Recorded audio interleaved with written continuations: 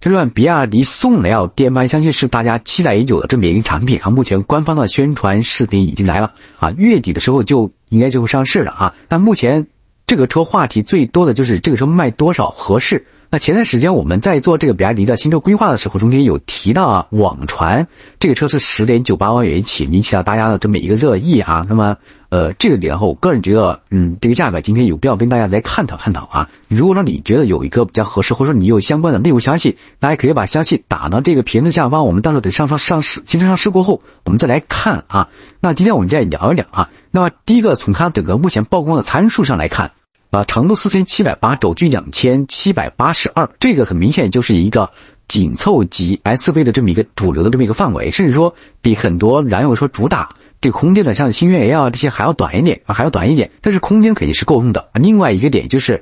藏是 1.5 升的发动机加电机组成的插混啊，74千瓦加160千瓦，纯电续航是112跟160。那它这个纯电续航的话，其实也就是可以看出现在的宋 Pro 的高配起啊，宋 Plus 的中配起这么一个感觉。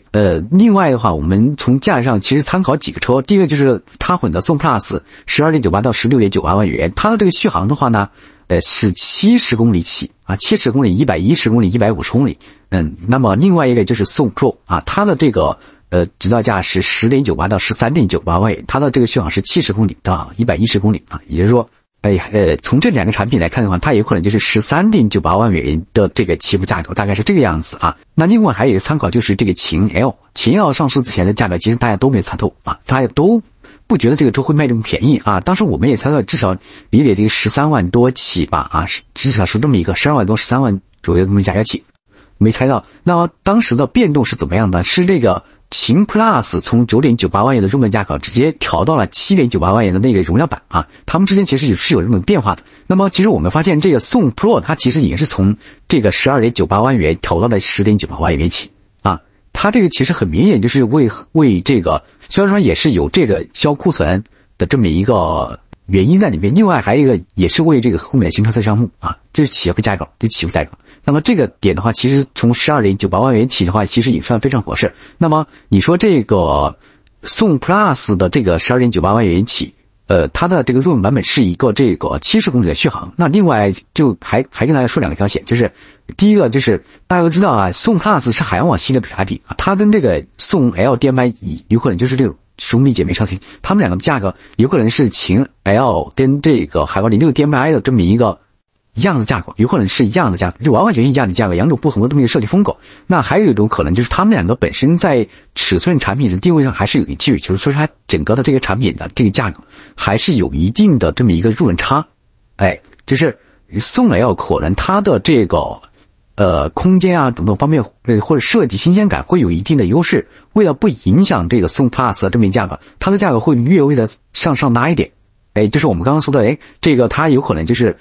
它的这个中配往上走这么一个感觉。那么再加上我们刚刚说的这个宋 Pro 啊，这个它的价格下探的这么一个感觉，入门价格我大概预计是 12.98 13.98 这两个价格段啊，这两个价格段 12.98 都很好理解，就是宋 Pro 接壤的啊。那么它跟这个 13.98 万，它肯定就跟这个宋 Plus 略微的拉开一点区别。那么另外还刚刚说这个消息，就是之前爆出的消息是宋 L 的 DM-i 版本和宋 Plus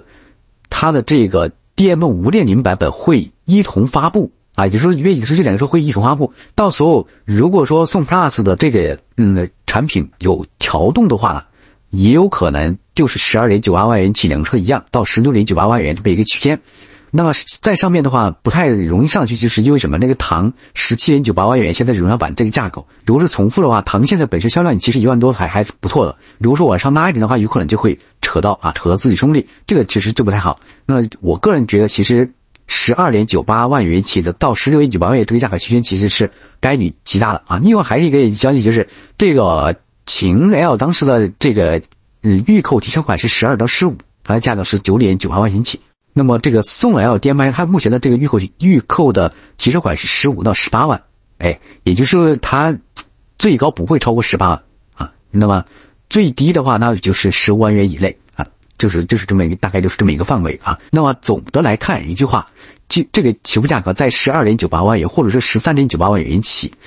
高配在16.98万元左右啊。我不知道这个价格你们是否满意。我个人觉得这个价格其实对于它的这个新车来说的话，应该说是有很强的这么一个性价比了。对于目前在市面上的这个产品来说，打击应该说是很大啊。另外还有一个小消息，就是之前看到网上有曝光说是宋 LDMI 顶配版本会带冰箱，这有点夸张啊。这个可能是刹车钳，如果说真的有的话，那紧凑级市场真的要卷疯啊！那么为什么会带冰箱这个东西啊？那这个成本很高吗？不是，还有一个消息就是冰箱是比亚迪自研的啊，所以说它成本能够做得很低啊。好吧，以上就是全部内容啊。